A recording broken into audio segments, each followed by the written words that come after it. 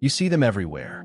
The 22-year-old tech founder, the debut novelist with a bestseller, the artist whose first exhibition sells out. They make it look easy, don't they? Like they woke up one morning touched by genius, blessed with a gift you'll never have. And every time you see another overnight success, something inside you whispers, maybe I just don't have what it takes. Maybe some people are born with it, and I'm not one of them.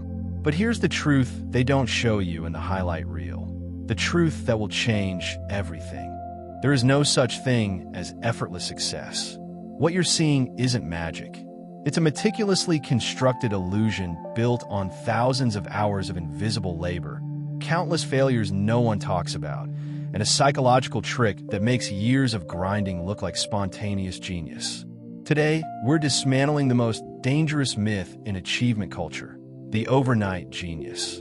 Because the moment you understand how mastery actually works, you stop comparing your beginning to someone else's edited ending, and you start building something real. We live in the age of instant everything. Viral videos with millions of views uploaded yesterday. Apps that become billion-dollar companies in 18 months. Musicians who go from bedroom recordings to Grammy nominations in what feels like a heartbeat. And our brains, wired for pattern recognition, draw a simple conclusion. Some people just have it, and success for them is instantaneous. But this conclusion is built on a cognitive trap called survivorship bias. We only see the ones who made it, not the thousands who didn't, and we certainly don't see the decade of work that preceded the overnight breakthrough. Social media has weaponized this distortion. Every platform is designed to show you the highlight reel. The book launch, not the 50 rejected manuscripts. The sold-out concert, not the years of empty coffee shop gigs. The viral product, not the failed prototypes collecting dust.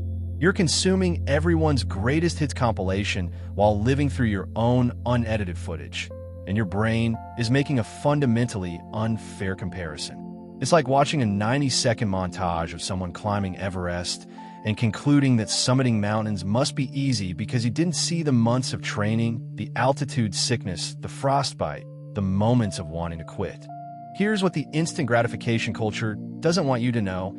Every overnight success you've ever admired has a backstory that would bore you to death. It's thousands of hours of practice you'll never see. It's failure after failure that never made it to Instagram. It's the relentless, unglamorous repetition of fundamentals while everyone else was out having fun. The comedian who suddenly got a Netflix special? They've been bombing at open mics for 8 years. The entrepreneur who just launched a successful company? It's their 4th attempt. The first 3 failed spectacularly, and no one remembers them. The athlete who makes it look effortless? They've been training since they were 6 years old, and you're only seeing them now that they've mastered the art of making difficulty look easy. The myth of overnight genius isn't just wrong, it's actively harmful. It makes you believe that if success doesn't come quickly and naturally, you're on the wrong path. It makes you quit things you're actually good at because you haven't mastered them instantly. It makes you feel inadequate because you're comparing your real, messy, iterative growth process to someone else's carefully curated illusion of ease. And most dangerously, it makes you overlook the only thing that actually creates mastery: sustained, deliberate effort over time. Let's talk about what actually builds expertise, because it's not what you think. You've probably heard of the 10,000-hour rule. The idea that mastery in any field requires roughly 10,000 hours of practice. But here's what most people get wrong. It's not just about logging hours. You can spend 10,000 hours doing something badly, and you'll just get really good at doing it badly. What creates mastery is something called deliberate practice, and it's fundamentally different from just showing up. Deliberate practice is focused, uncomfortable, and relentlessly specific. It's not mindlessly repeating what you're already good at. It's identifying your weakest areas and systematically attacking them until they become strengths. It's getting feedback, often brutal feedback, and using it to adjust your approach. It's breaking complex skills down into micro-components and drilling each one until it becomes automatic. It's operating at the edge of your current ability, in that space where you're constantly failing just enough to know you're growing. This is not fun. This is not flow state. This is the grinding, frustrating, ego-destroying work that happens behind every performance that looks effortless. And here's where it gets fascinating. Neuroscience has shown us exactly why this type of practice works.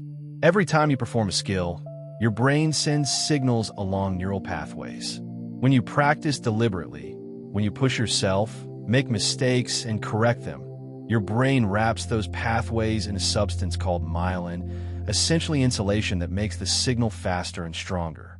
The more you practice correctly, the thicker the myelin, the faster the signal, the more automatic the skill becomes. This is why experts make difficult things look easy.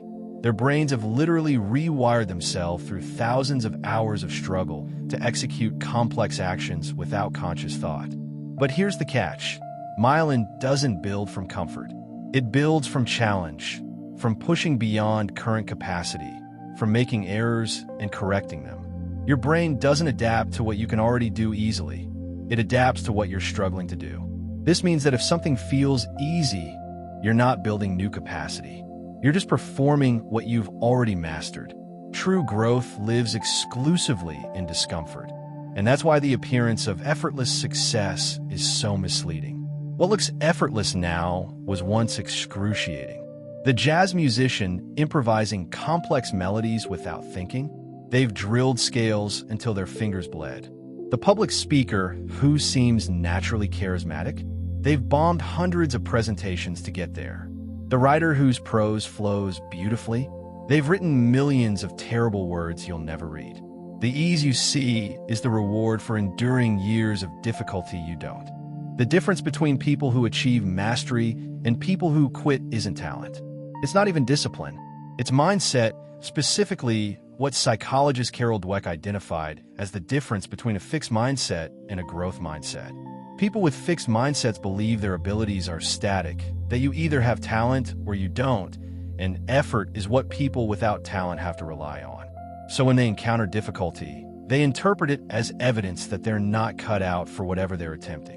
They quit, not because they're weak, but because they've misunderstood what difficulty means. People with growth mindsets understand that abilities are built, not discovered. They see challenges not as threats to their identity, but as opportunities to expand their capacity. When they fail, they don't conclude, "I'm not good at this." They conclude, "I'm not good at this yet." That single word, "yet," changes everything. It transforms failure from a verdict into data, from an ending into a step in the process. This isn't just positive thinking, it's accurate thinking. Neuroscience confirms that your brain is plastic, that you can build new neural pathways at any age, that struggle is literally how you become capable of more. But mindset alone isn't enough. You also need grit. What researcher Angela Duckworth defines as passion and perseverance toward long-term goals. Grit is what keeps you going through the plateau periods, those frustrating stretches where you're working hard but don't seem to be improving. Most people quit during plateaus because they interpret the lack of visible progress as evidence that they've hit their limit. But plateaus aren't ceilings, they're consolidation phases. Your brain is integrating new skills, building those myelin pathways, preparing for the next leap forward.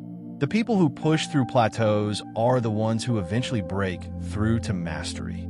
And here's the uncomfortable truth.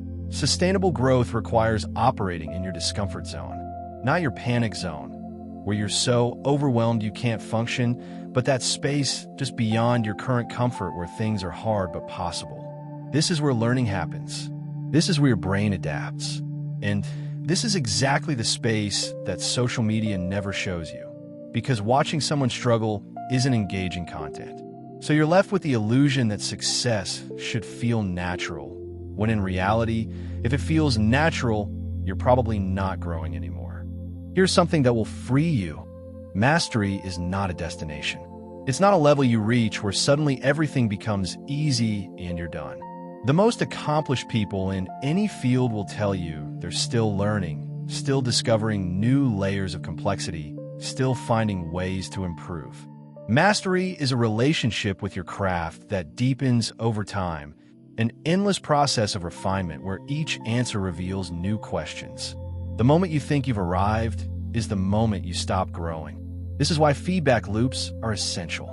The best in any field actively seek criticism because they understand that their blind spots are what's preventing them from getting better.